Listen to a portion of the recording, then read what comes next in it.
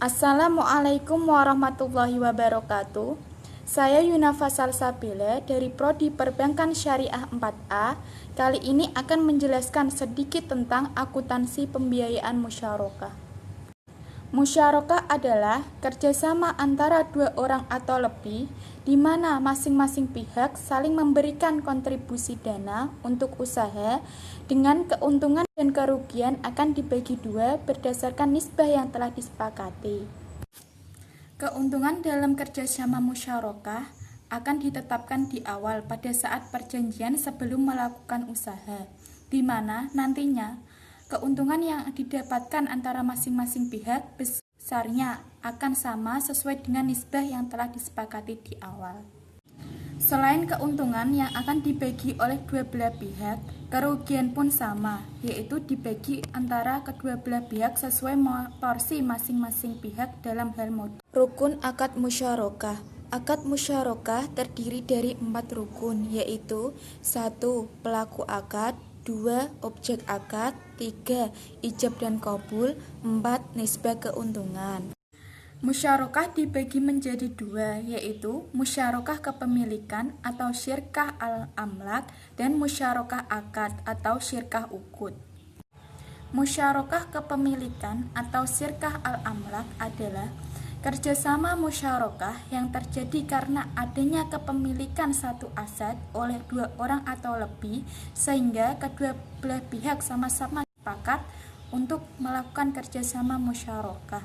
Jadi, dua orang yang memiliki aset tersebut akan berbagi dalam sebuah aset nyata dan keuntungan yang dihasilkan dari aset tersebut. Sedangkan musyarakah akad adalah kerjasama musyarakah yang terjadi karena adanya suatu perjanjian atau akad. Dalam musyarakah akad ini dibagi menjadi 4, yaitu musyarakah inan, musyarakah muafadah, musyarakah wujuh, dan musyarakah abdan. Tapi yang paling banyak digunakan dalam dunia perbankan adalah musyarakah inan, di mana dalam musyarakah inan ini jumlah porsi modal antara kedua belah pihak yang bekerja sama tidak harus sama. Dalam praktik perbankan, pembiayaan musyarakah ini diaplikasikan dalam bentuk pembiayaan proyek tertentu atau modal ventura.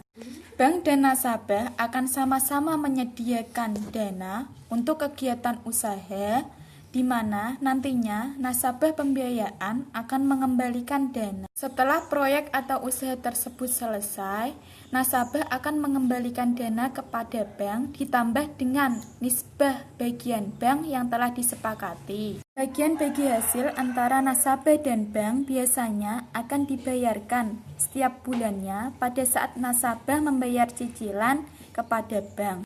Jadi, setiap bulannya, nasabah akan membayar cicilan pokok ditambah dengan keuntungan yang didapatkan bank dari hasil usaha yang dilakukannya selama 1 bulan.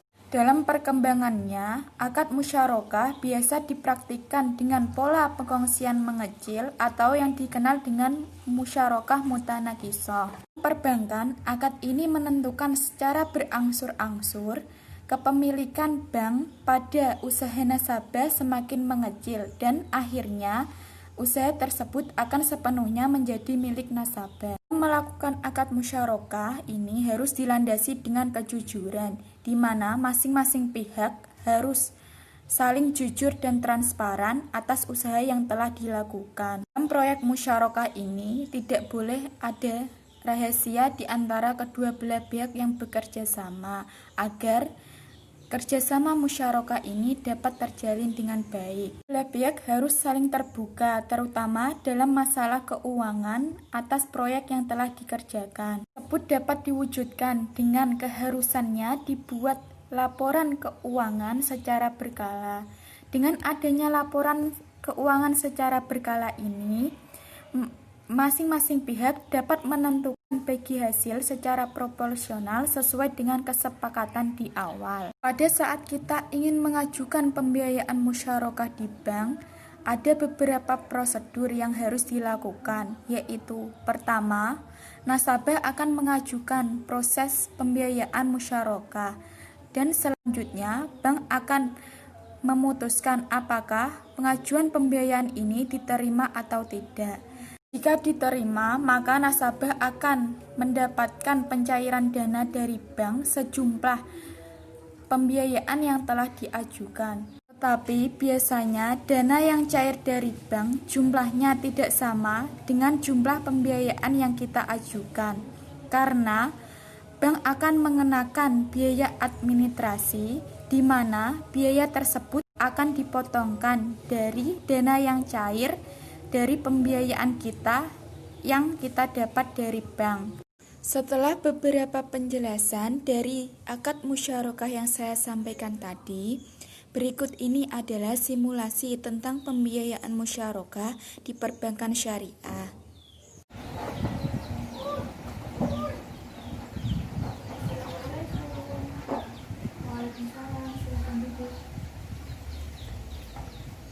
Ada yang bisa saya bantu, Mbak? Oh iya, Mbak. Jadi saya melakukan pembiayaan musyarakah untuk proyek perumahan sebesar 100 juta.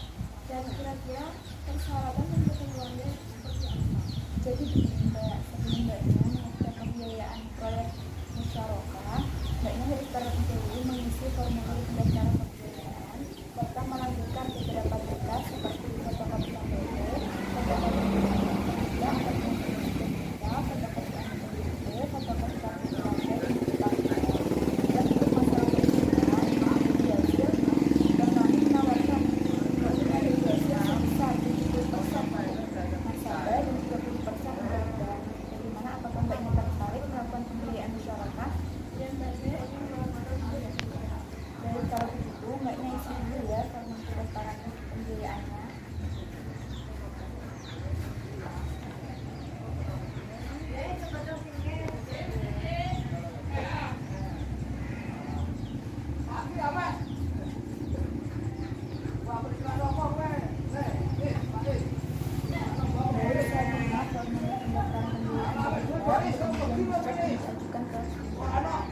nanti kalau pembiayaan diterima, kami akan segera menghubungi Mbak secepatnya. Terima kasih.